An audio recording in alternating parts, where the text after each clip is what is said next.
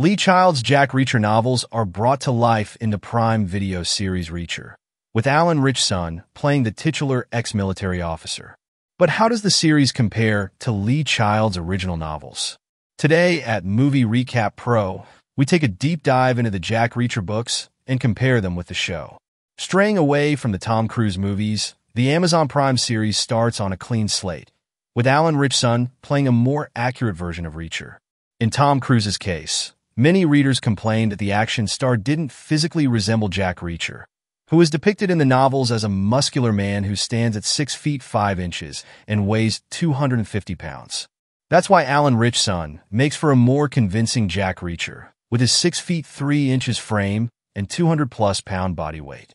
As for comparing the rest of the series with the books, it's worth having a look at the exact stories that each season has adapted so far. Best-selling author Lee Child has 28 books in the Jack Reacher series, starting with the 1997 debut novel Killing Floor. While Killing Floor sets the basis for Season 1 of Reacher, Season 2 is based on the 2007 book Bad Luck and Trouble, which is the 11th in the novel series. Reacher has appeared in several novels, but he remains an enigmatic hero, as Lee Child doesn't divulge much about his childhood. However, the TV show gives more context behind his family life.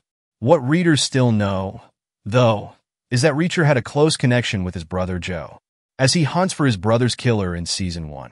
The show provides flashbacks that flesh out this family life further. We get wholesome scenes between Reacher and Joe in their teenage years. Similarly, the flashbacks in the series also reveal Reacher having a closer relationship with his mother. Not only is Reacher there for her on her deathbed, but he also fondly carries the war medal that she had given him to appreciate his bravery. The Season 1 characters Roscoe and Finley also have a bigger role to play in the TV series than in the novel. Officer Roscoe Conklin and Chief of Detectives Oscar Finley are major players in Season 1, who help Reacher in his individual investigations. But because Killing Floor is entirely written from Reacher's first-person perspective, we don't get to see much of Roscoe and Finley. The two characters' interactions and missions are narrated to Reacher, something that the series prevents by giving us their individual perspectives as well. Reacher's old friend from the military, Francis Neagle, becomes a private investigator and comes to his aid in Season 1. While Neagle is one of Lee Child's original characters, she doesn't appear in Killing Floor at all. Rather, she makes her first appearance in the 2002 book Without Fail and then becomes a recurring character throughout the books. Neagle's presence has become a welcome addition to the series, with Maria Sten delivering a standout performance as a series regular. Another Season 1 change has to do with Reacher carrying a passport. In Season 1, unlike the first novel, Reacher carries a passport. Since Killing Floor was written in 1997 and Reacher is set in the present day, some minor details had to be changed for convenience. While Reacher carries no ID on him in the book, Season 1 still finds him with a passport. Lee Child wanted to make his character as mysterious as possible by not giving him a passport. It's only in the books published after September 11th that the author changed this rule. Reacher Season 2 also changes its location compared to its source material. While Bad Luck and Trouble is mostly set in and around Los Angeles and Las Vegas, Season 2 shifts the setting to the East Coast. So, Calvin France's murder takes place in New York State's Catskills Mountains, while his novel counterpart was killed in California. Similarly, Reacher relocated to Arkansas and met Neagle in New York. However, this change in location doesn't drastically change the novel's storyline in the series. Starting from the very first season, every episode of Reacher features a flashback that reveals more about the enigmatic nature of its titular protagonist.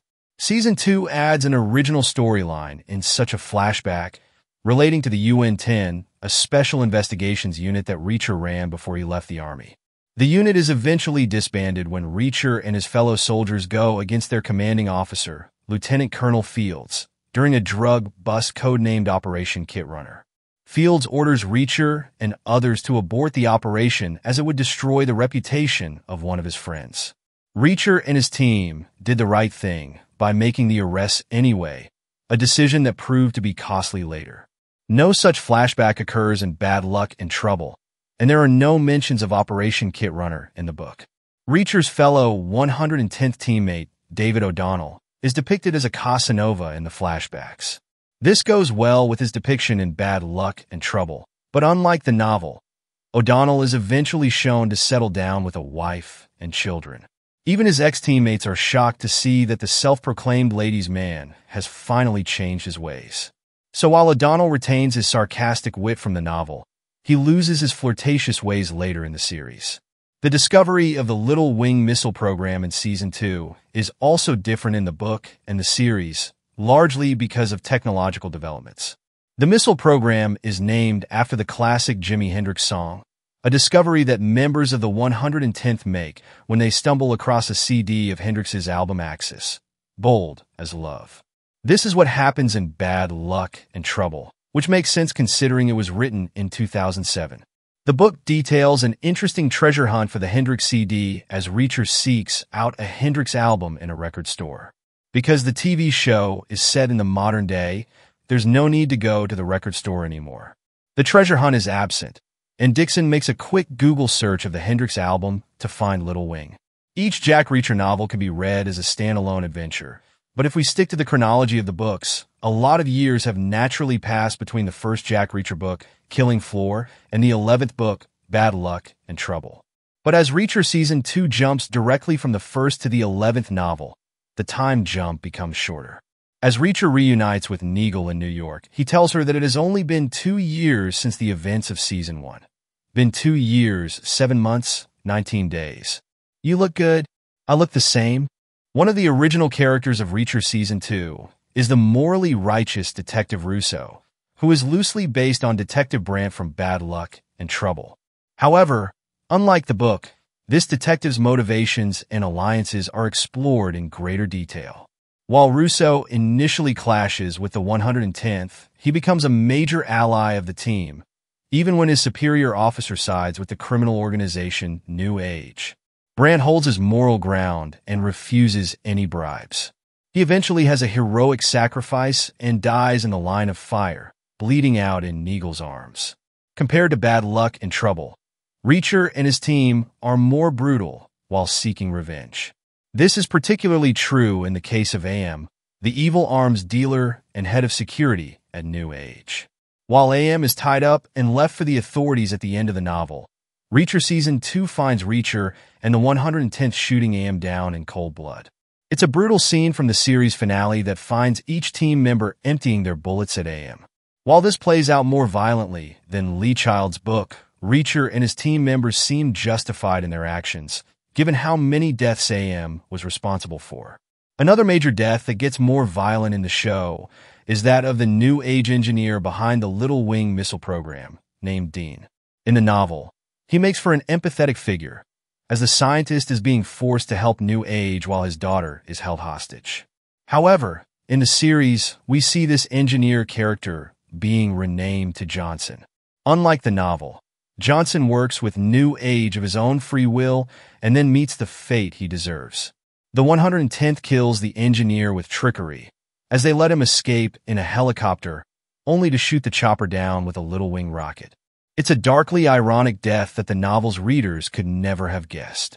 The coded ATM messages in the first episode of Season 2 reference the novel again, although with different characters. As Reacher is a man relying on phones and minimal IDs, it can be difficult to track him down. So, Neagle leaves some coded messages in his ATM account.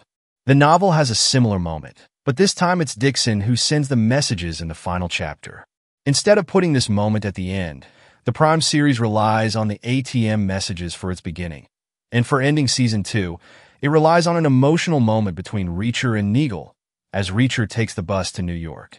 So, while Prime Video's Reacher makes a few changes in the setting and characters, both seasons are largely faithful to the books. Some changes had to be made to set the series in the modern era as compared to the Tom Cruise movies. Alan Ritchson's Jack Reacher is a very convincing personification of the lonely drifter in Lee Child's best-selling novels. Thanks for watching Movie Recap Pro, and stay tuned for more movie news.